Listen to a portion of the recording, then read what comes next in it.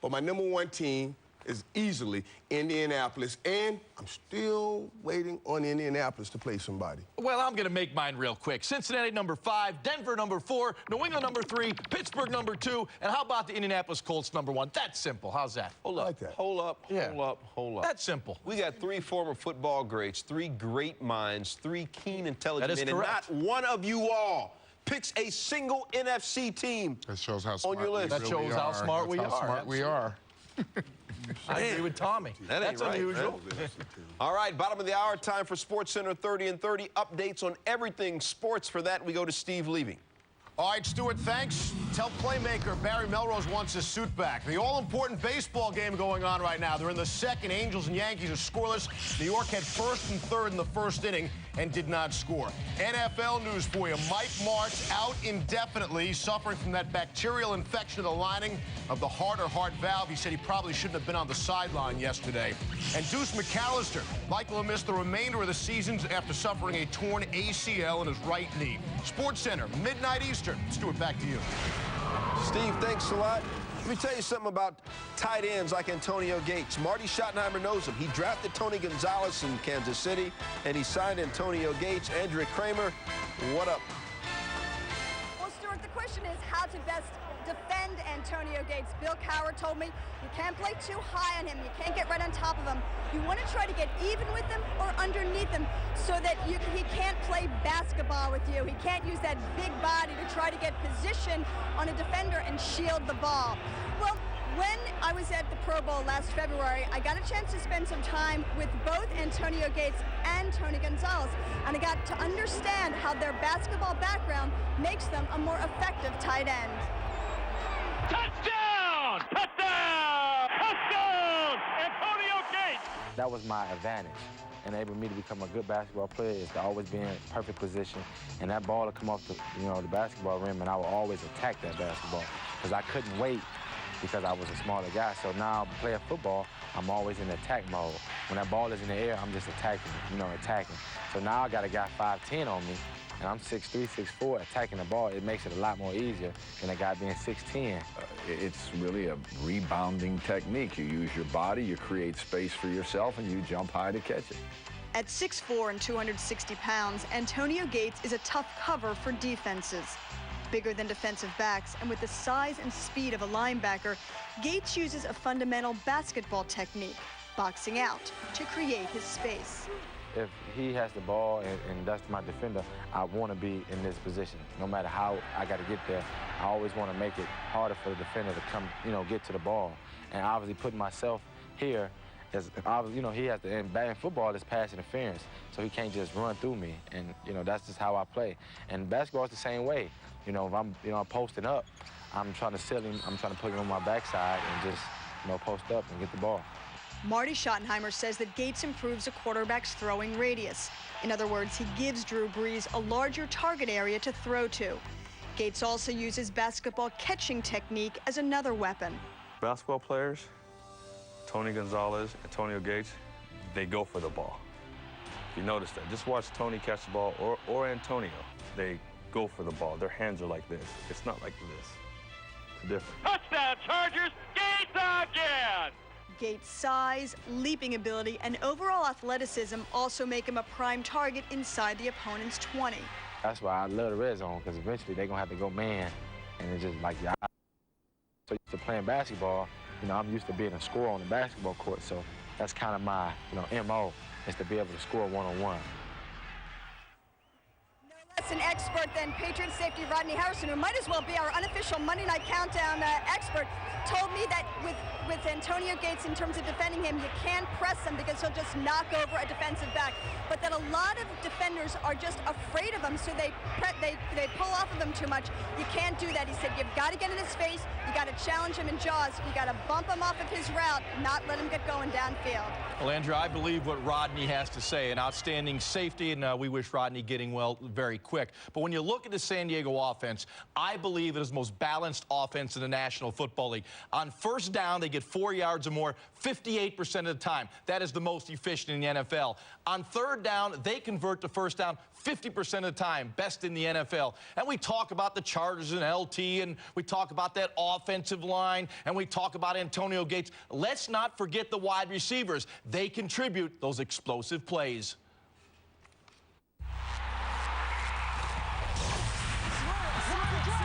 San Diego running back LaDainian Tomlinson is always a threat to run the football, even in third and long situations. This often dictates opportunities in the passing game. On this 3rd and 8 play, quarterback Drew Brees threw a strike to Rashae Caldwell for a 28-yard touchdown. What was especially interesting on this 3rd and long play was the Chargers lined up with their base personnel. They had 2 wide receivers, Caldwell and Keenan McCardell, tight end Antonio Gates, and backs Tomlinson and Lorenzo Neal.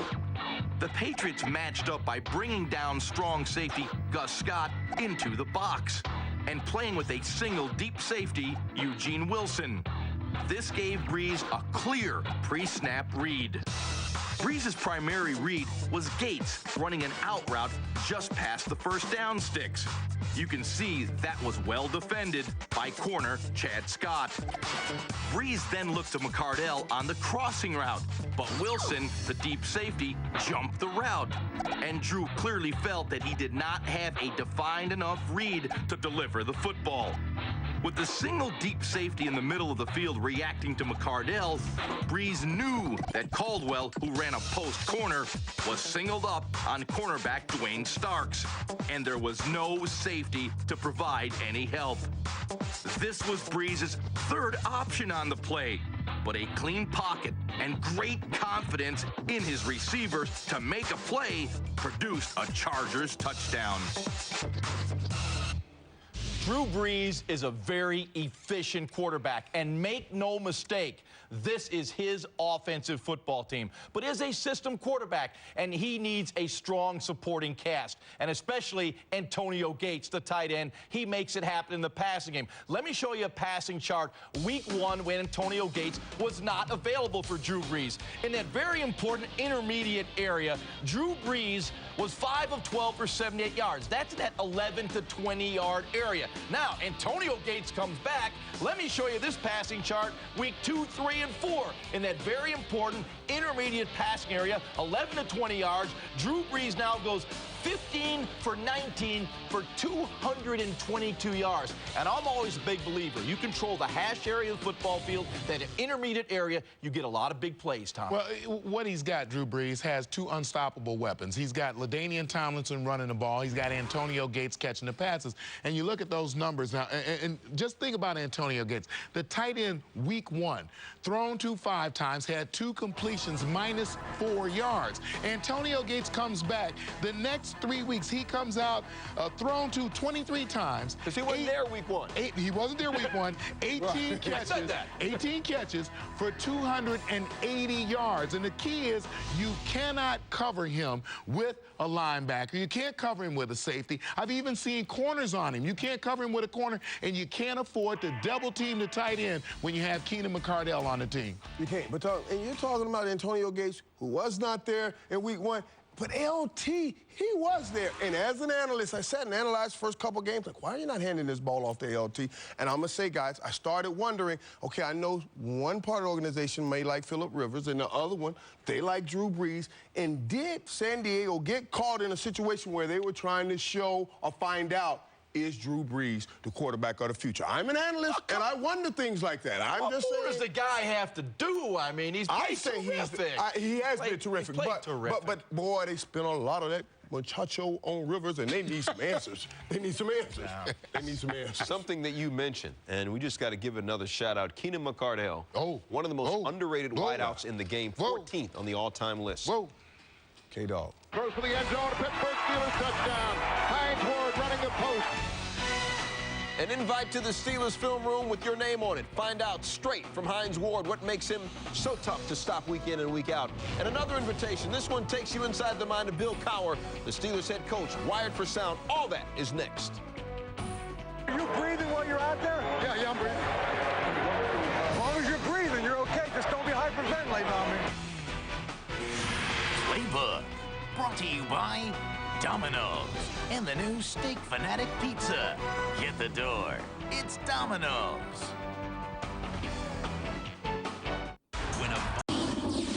Welcome back to Monday Night Countdown, delivered by UPS. He's gone over 100 catches in a season, 4-time Pro Bowler, best blocking wideout in the game. He was also a college quarterback, which means Hines Ward studies the game hard, which we find out in Inside Slant.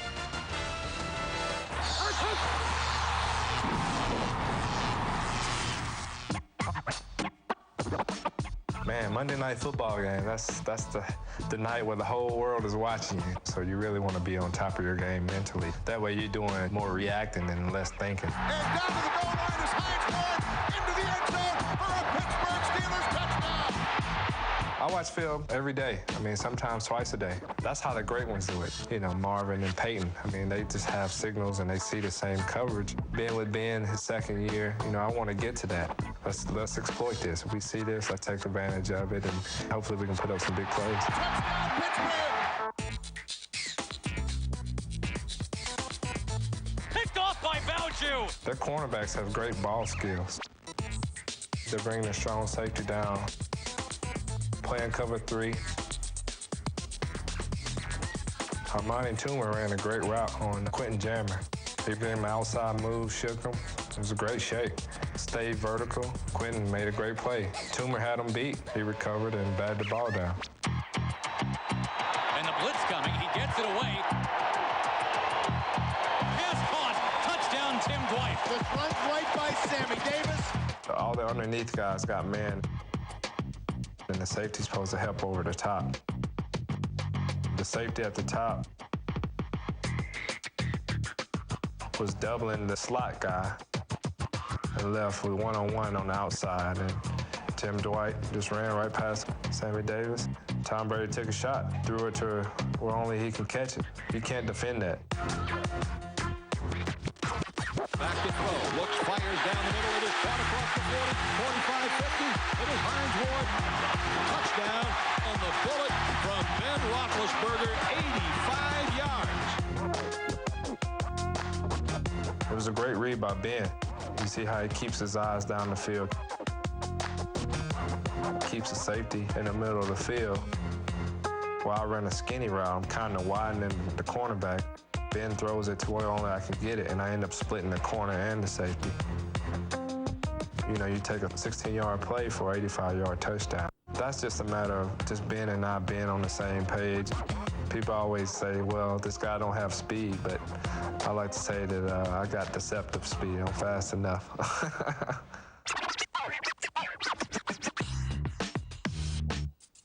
And this pass is caught at the 5, down to the goal line. Hines Ward in for the Pittsburgh Steelers touchdown. Philip Buchanan came in. He was trailing me.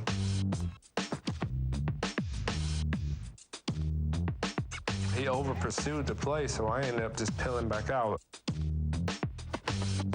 Ben pump faked it, so I reverse pivot back out and ended up catching it and making a play.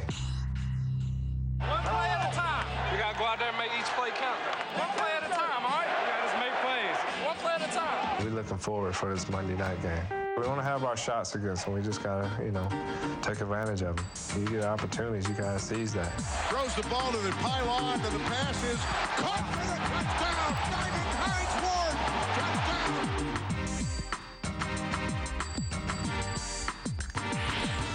And there's Hines, quarterback, the guy who started his career with more consecutive wins than anybody. But Pittsburgh's a running team. They ran it 618 times last year. But Jaws, why might that change a little? Yeah, Stu, this is an offense that is still evolving. Remember, they lost 2 offensive linemen, Oliver Ross and Kendrick Vincent. So that's 40% of that offensive line is changing. You know, then you look, Plexico Burris is gone. The Bus and Deuce haven't played. So there's a lot of changes right now on that offense. And one stat that jumps out, because I know Bill Cowher loves to run the football, control the clock. Last year, 34 minutes of ball control. This year, only 28 minutes, 11 seconds. But it's coming together. Yeah, Josh, I think it's coming together, too. But you got to understand, Bill Cowher, he has this dual role. He has to win right now and win running the ball, Tommy. I agree, but he also has to develop his quarterback, and he has to give more and more to Ben Roethlisberger because that's the only way you develop him. And so far this year, it is working to have many big plays up the field. Don't try to anticipate my comments, but yes, they do have to run the ball. He has not evolved quite that much. They had one game this year where they passed the ball more than they ran it. Which one was it? It's a hurry-up question. It was New England, exactly. So they need to run the football, whether it's with Jerome Bettis, Willie Parker, or Deuce. Oh, that's right. Deuce Staley won't play this week, and he won't be playing next week. He won't be starting for him next week. He won't start for him next week either. Tell you one thing we know about Pittsburgh's running back, the best bowler out of all of them, Jerome Bettis, got a 300 game under his belt, and he's got a coach who loves his passion because his coach is passionate, as we hear in soundtracks. You gotta move it. Let's see what we're made of. You gotta start fast. You play it together, ebb and flow, regardless of anything. You stay focused, you execute, and above it all, you play physical. Physical on 3. 1, 2, 3, physical. The one you got flushed on, what was the coverage you saw? 2. It was actually 4 seams, so make sure you try to see that safety is inside. I'm telling you, we're gonna send my go. Play action fake. Ben is back. Oh, he's got it. He's gonna throw it long. The pass is caught on at the 20, 15, 10. You know what I like? You know what I like? You keep giving him a chance, because like I said last night, it's one-on-one. He did a nice job adjusting that. We got to tackle better. We got to tackle better. Run through his now. McNair is back. Here's the blitz. Loose football! Who's going to get it? The Steelers pick it up. Hey, you created that. You created that. It's a way to take the flop. That's a good job. Because I don't think you were spun and you were going to... I definitely didn't take the flop. He threw me on my back. Okay. It wasn't a flop? No flop. Okay. Well, good job of getting thrown in your back. They're going to help. We still got to play a lot better than you did today. Are you kidding me? I'm telling you, we screwed it up. A sack, force fumble, back-to-back? Yeah. Back-to-back play. But I'm telling you, we screwed it up. Well, guess what? You might want to put that one in. No. You got to wear him out now. Now let's go for the jugular. And a 2nd and 1. Parker gets hit in the backfield. Now he sprints around to the right. Head fake, and he turns the corner. 50, 45, 40, jets on. He's knocked out of bounds all the way down at the 14-yard line. Willie, you all right? Maybe you won't play. Huh? Maybe you won't play.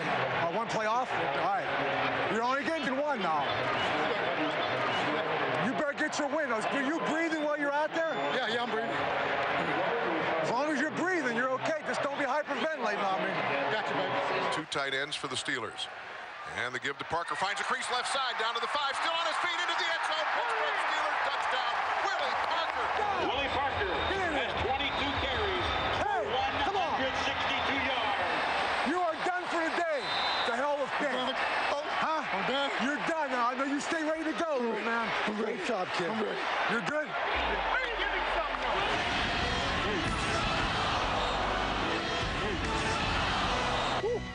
Back in the day, TJ did a whole lot of this. Oh, Lord have mercy. Now he just feels the pain instead of causing it. The week's best hit, Jacked Up, next.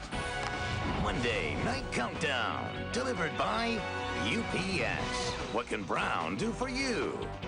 And in part by Forterra. Soft on the inside, tough on the outside.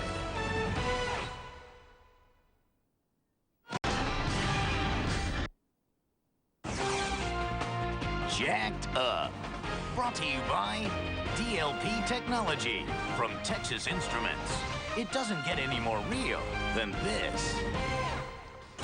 You know it's going to be a hard-hitting game when the coach is stretched out. And maybe Bill Cowher just getting ready for Tommy to do Jacked Up. Bill, I know you hit kids when you were a linebacker, but our linebacker hit kids best of all. Yeah, I'm hoping that Coach Cowher has Jacked Up on TiVo so he can watch it when he gets home. We're in the 2nd quarter of the season, and the hits are getting a little bit better every week. We begin with number 5. It's the Colts and the 49ers, and rookie quarterback Alex Smith starting.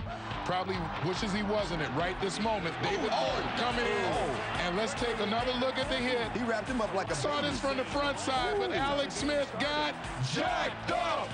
Number 4. the Falcons, and the Patriots. And this is Steve Neal. We got him spot shadowed. DeMario Williams coming up to seal the screen. And he got sealed instead. Daniel Graham on the outside. And watch Neal duck so Daniel Graham can get over him right there. But DeMario Williams got jacked up. Number 3, the Jets and the Buccaneers. Justin Miller. Now, you think the return man's going to get hit, but instead, Jerome Bolden ends up decleater. Jerome Bolden got jacked up. Number 2, Jericho Cotchery. Now, he fumbled 2 of these.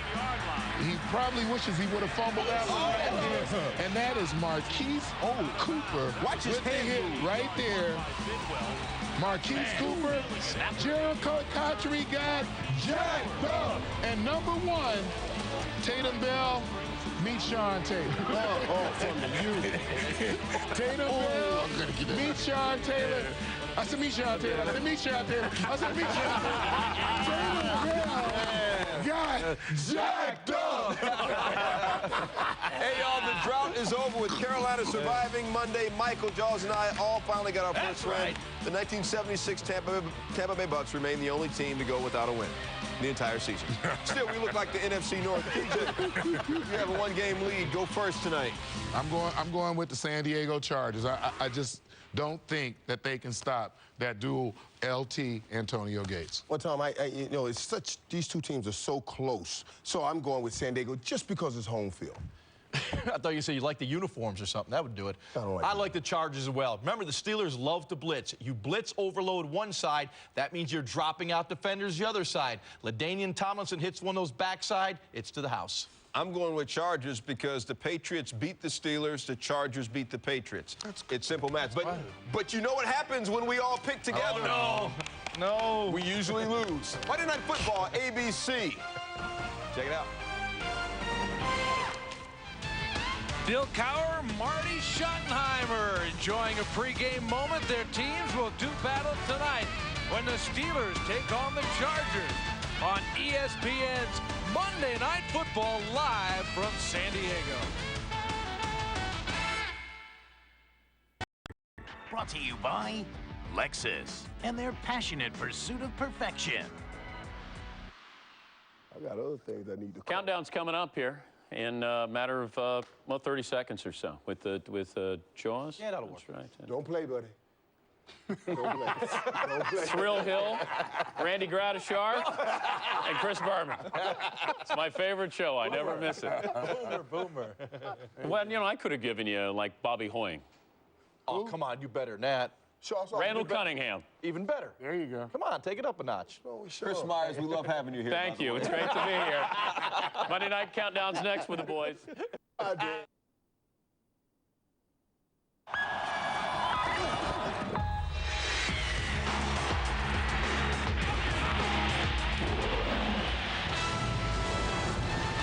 Back in the day in '98, Peyton Manning, Marshall Faulk were teammates. Marshall caught 86 passes from Peyton during that season. Marshall back in Indy for the first time. Is this how you go to work, though, Torrey Holt? No. All 3 of those guys. What? No. That's Torrey Holt. Still no. Air show. It's on, guys.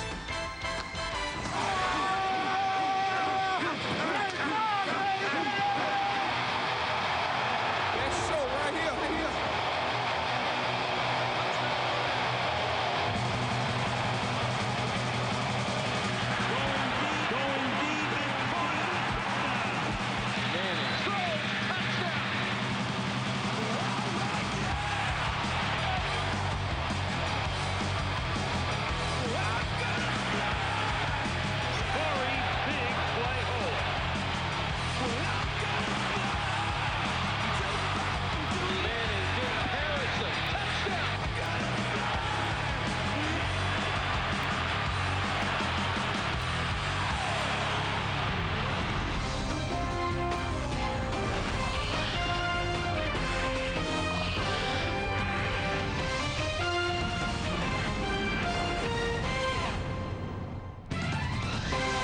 Monday Night Countdown is delivered by UPS.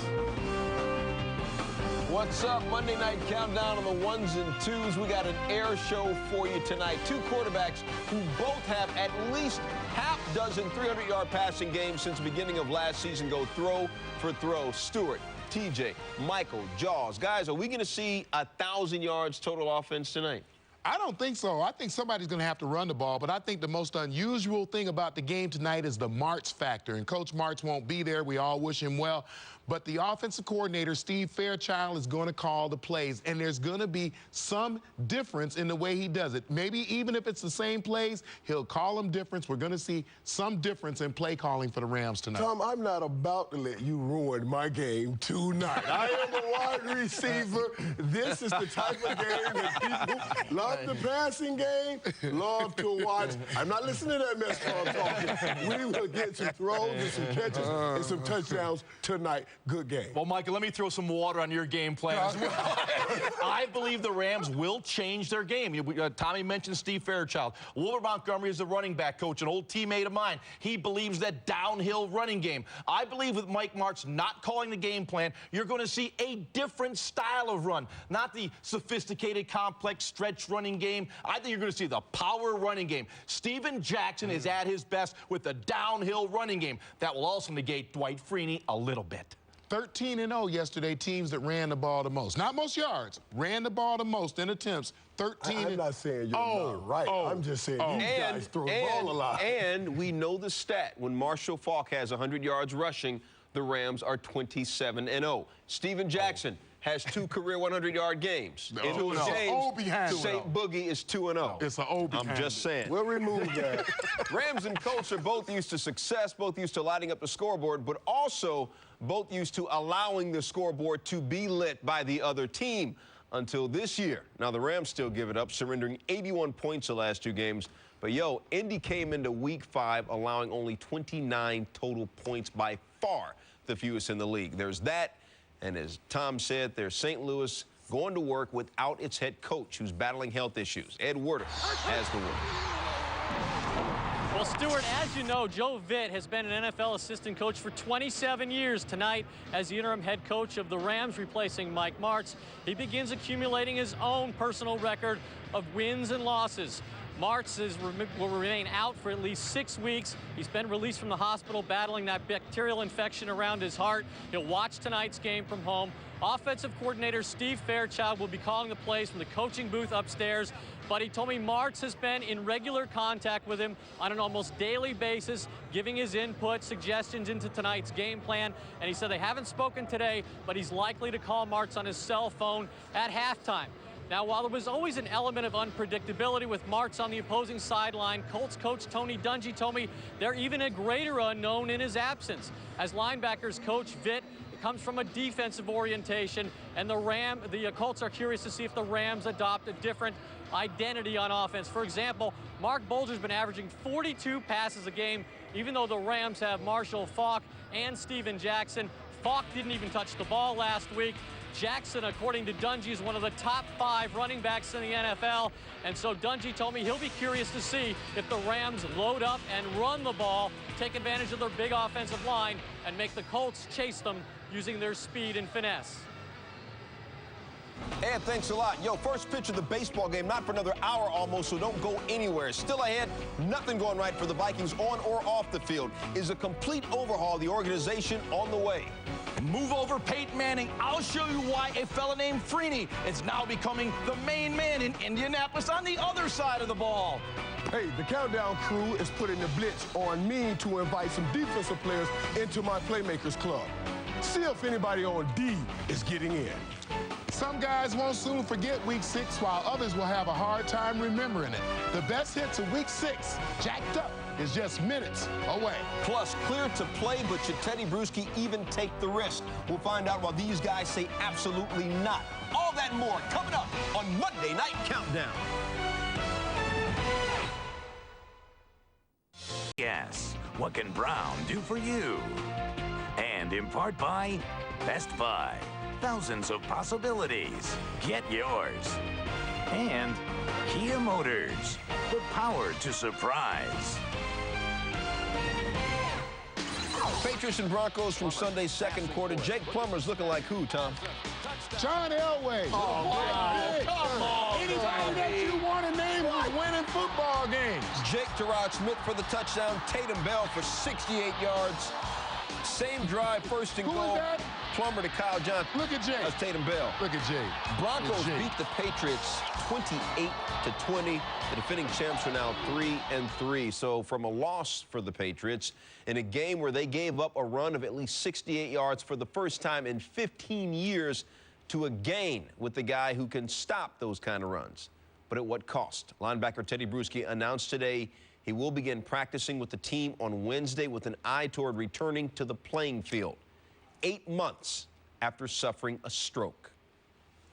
For the first time since suffering a stroke 8 months ago, Teddy Bruschi on Wednesday finally described a frightening ordeal, which reduced an irrepressible linebacker to a near cripple. One day you wake up and you can't see your sons very clearly anymore because you've had a stroke. You can't walk. You can't walk right.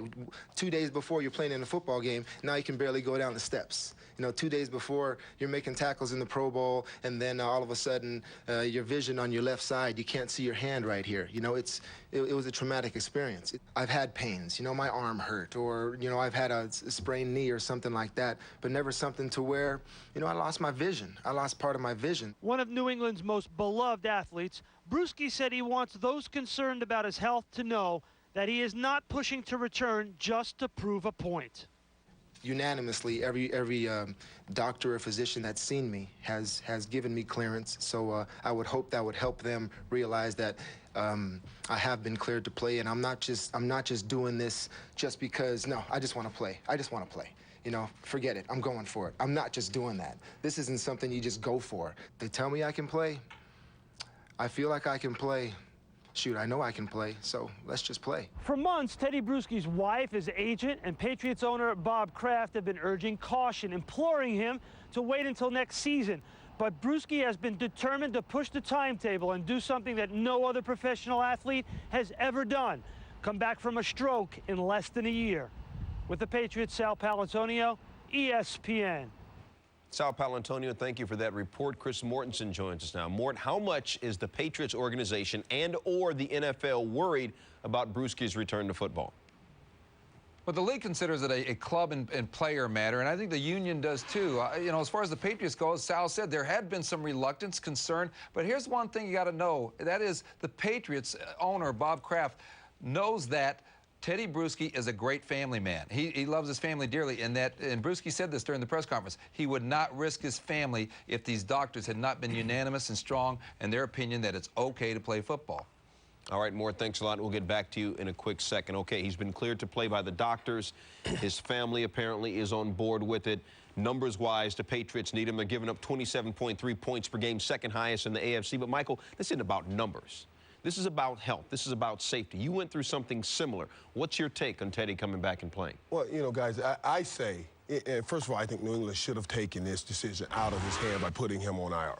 Past that point, like Tom said, moot point now, but I did go through something similar. Had paralyzed in Philadelphia, wanted to play football. No literature said that I couldn't play football anymore. I was suffering from stenosis. Sat down with my wife to talk to her about me returning to football. She started welling up and said, do you know what we went through watching you on the football field, lay on that carpet? Do you know every time you catch a pass, we would be sitting back, holding our breaths, wondering and praying that you get up, and it was too much to put my family through it. You cannot tell me Teddy Bruschi family will not be doing the same thing. Every time he takes a hit, I'm a wide receiver. I get hit every now and then. A linebacker takes a hit every play. And it's a linebacker. And Tom, you said in the meeting earlier, a linebacker's job is to what? Job description. Stick your head in there. Stick your head in there. Yeah. This isn't a knee construction. This isn't trying to come back early, because the worst thing that could happen, the worst thing is you could end your career by getting your knee banged up again. Well, you know, the one thing I look at, Stu, though, and we all have respect and admiration for Teddy Bruschi and what he's doing, but the lasting image that I have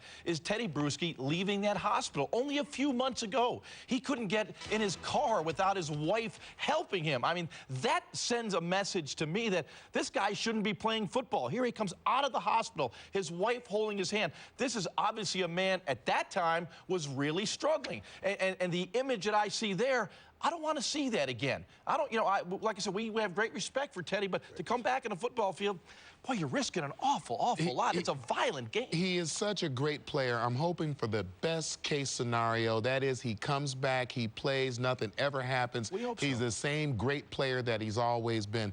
But I'm going to remain uncomfortable for him. I will remain uncomfortable for him. I will always be thinking, God, I hope nothing happens to him. We are in uncharted waters here. We are a guy who has a stroke and comes back in less than a year and plays professional football. This is uncharted waters. I hope that Teddy and all the experts are right.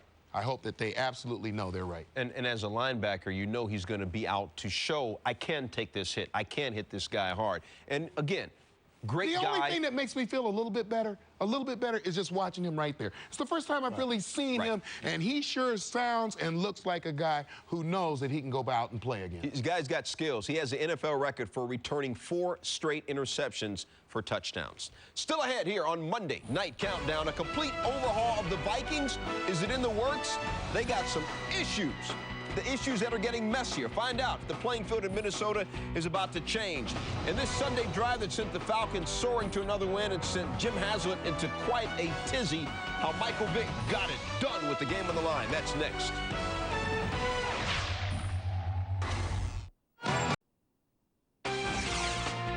Sunday Drive, brought to you by Volkswagen.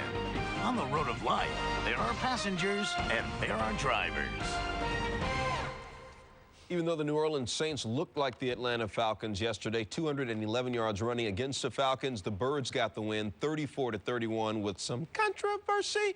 But before we get into that, I think Michael Vick was stumping for votes to get in your Sunday Drive, Josh. Because anytime you have a quarterback who says what he said after a game, what's he trying to do? Yes, Stu, he said it was a defining drive for the Atlanta Falcons. So if Michael Vick says it's a defining drive, it's going to be my Sunday Drive, and Miss Daisy's going to take us down to Texas for this one. It is Michael Vick time. 31-31, 38 seconds left in the game. The 4-wide look with Alge Crumpler. Now, where are you going to look? Alge Crumpler. There's no doubt about it. Michael Vick connects, first down. One timeout later, 1st and 10 again. Watch number 83, Alge Crumpler, because that's where Michael Vick is looking. Right at Crumpler, delivers a strike to the outside. He gets out of bounds. Key with 24 seconds left. Now look up on top. Roddy White, Fakir Brown gives him a cushion. The single coverage, Michael Vick reads it. Comes to the outside, hits Roddy White. He gets out of bounds. Now sets up the next play. Look at the Saints. They load up the box, 11 in the box. Hey, when you get in that situation, look for Crumpler. Michael Vick does. Hits him for 2 yards. That sets up a 3rd down and 2. Big play in the game. Now, 11 in the box again, loading it up. Michael Vick gets to the outside. Josh Bullock's contained Michael Vick. That sets up the field goal attempt to win the game. 41-yard attempt. It is up. It is wide left. This one's going into overtime. Whoops. Sorry, the Zebras are meeting. Jim Haslett's watching. Michael Vick says against the Saints. 36-yard attempt. Todd Peterson. It is good. And the Falcons win it 34-31. Hey, and a very, very irate, unhappy Jim Haslett on the play, and I believe he had a right to be unhappy, guys. Well, the call was defensive holding on a field goal attempt. The referee said that the defender pulled one of the offensive linemen. We see it all the time. Everybody Come does it. on, everybody does it. Call. And sometimes they call it. Everybody does it. Yes, sometimes, but sometimes they call it. It's a bad call. The rules are the rules. Well, put in place for a reason. The call left the Saints 2-4, 18 turnovers in those 4 losses, and some anger management issues about that call.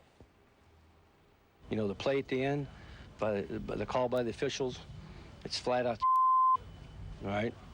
It's a flat out call by that crew, by 95, especially James, whatever his last name is, and it's a bad call because we took exactly the same play that Atlanta ran trying to block the winning field goal against New England last week, and we ran that against them, and they didn't call it last week. So I'm telling you, it's a flat out call.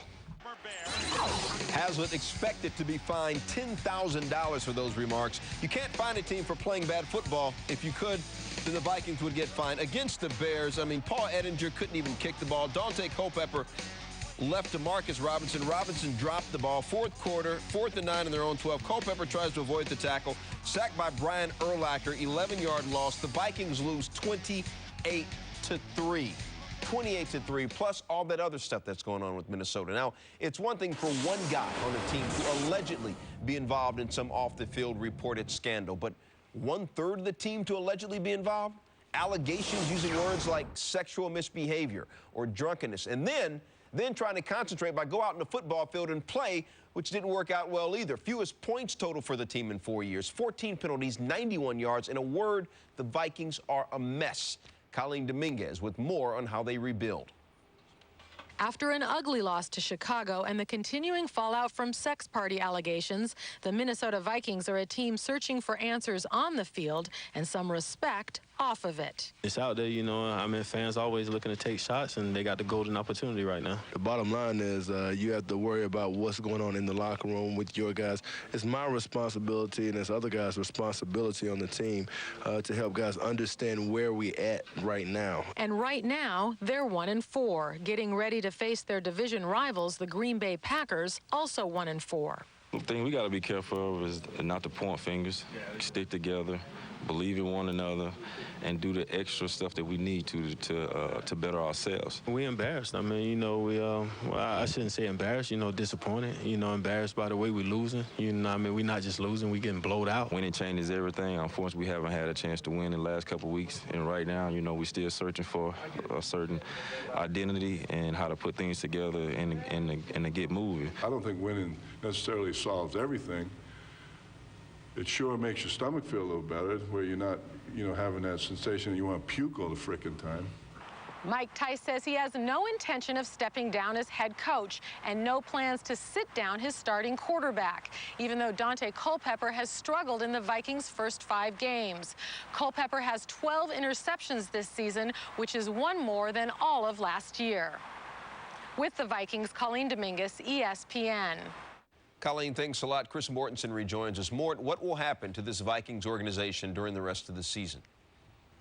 Well, what we're seeing is the new owner, Ziggy Wilf, is taking control. He's actually leaving all of his business interests to pay full-time attention to the Vikings. It started Sunday with hiring of a security guy. This team was without a security operations.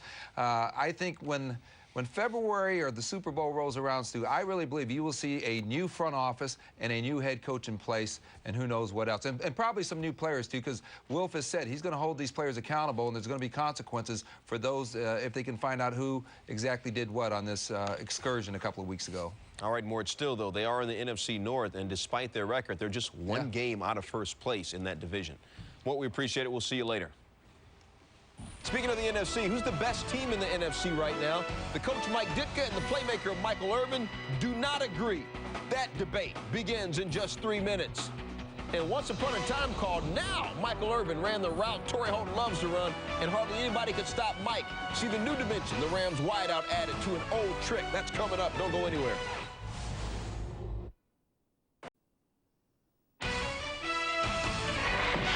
Welcome back to Monday Night Countdown, delivered by UPS. Snap is to Peyton. Protection stays in. He throws to Stokely. That's the record breaker. He broke it to Stokely. Colts are undefeated, but Peyton not putting up numbers like last year's 49 touchdown passes a record. Find out why you should not expect him to be a fantasy dream again anytime soon.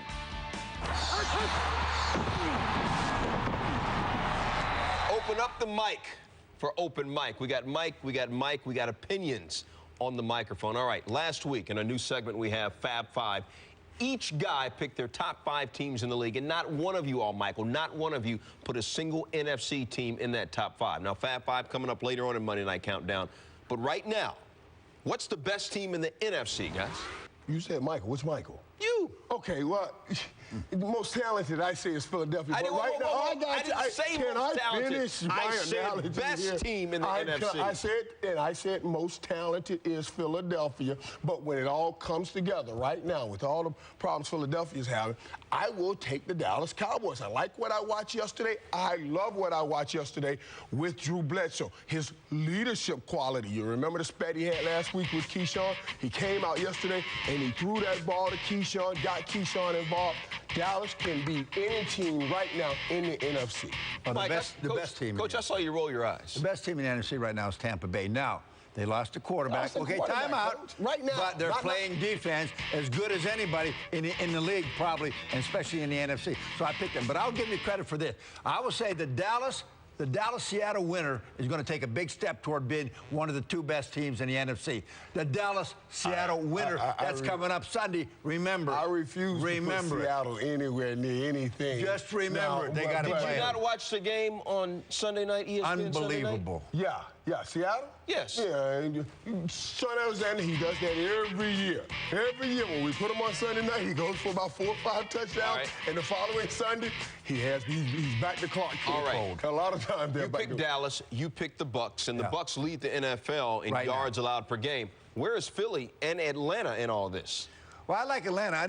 Philly, to me, become one-dimensional, and they put everything on Donovan McNabb's shoulder. He's got to play great football. Not that he can't play great football, Stu, but he can't play as good as they want him to play every week. You got to run the ball. Where's the running game? You said they don't have a running game, but they did run the ball last year. They are not trying to win with the running game. The problem is, the only reason you don't put it on Philly is because we don't know how much can Donovan take. I watched that last game against Dallas. Those balls were thrown in the ground, so I don't know how much he's hurting. If he can continue to overcome his pain, then we'll put him on there. But right now, Dallas, I would line it up one game and use Dallas over anybody. Real quickly, Atlanta does have a running game.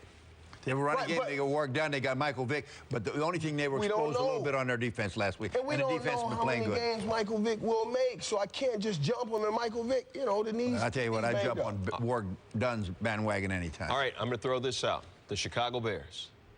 Defense. Just think run about the this. Football. Thomas Jones. Second best in the NFC in points allowed per game. I know it's a little weird, but I'm just throwing it out there. You just passing the love to they can win that division. No, Coach, come on, let them take us out of here. Get out of here. They can win that division. You can get home to Chicago. Nobody's bothering you. You don't have to say that.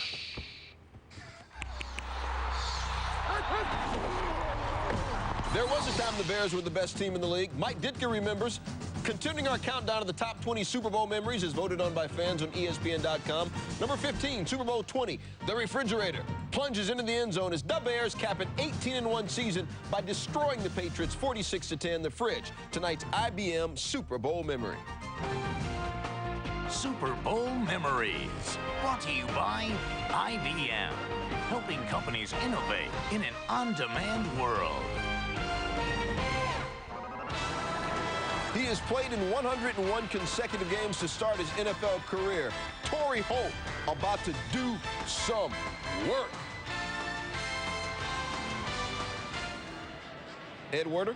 Well, under Mike Martz, Torrey Holt has emerged as one of the premier receivers in the NFL. In fact, he was leading the league in both receptions and receiving yards entering Week 5. He has a touchdown catch in 4 consecutive games, and this will be maybe the first game he has ever played in his NFL career, as is the case for so many of the Rams' other offensive stars without Martz on the sideline. When he arrived at the game, I had a chance to talk to Holt about that difficult situation. It's tough to lose coach because, you know, he's been around, he's been on the sideline for a long time, and for him not to be on the sideline and not to be in the building, period, is, you know, it was strange. But I think Coach Joe Vitt and Coach Fairchild and the rest of the coaching staff has done a great job of keeping things light. The Colts lead the NFL.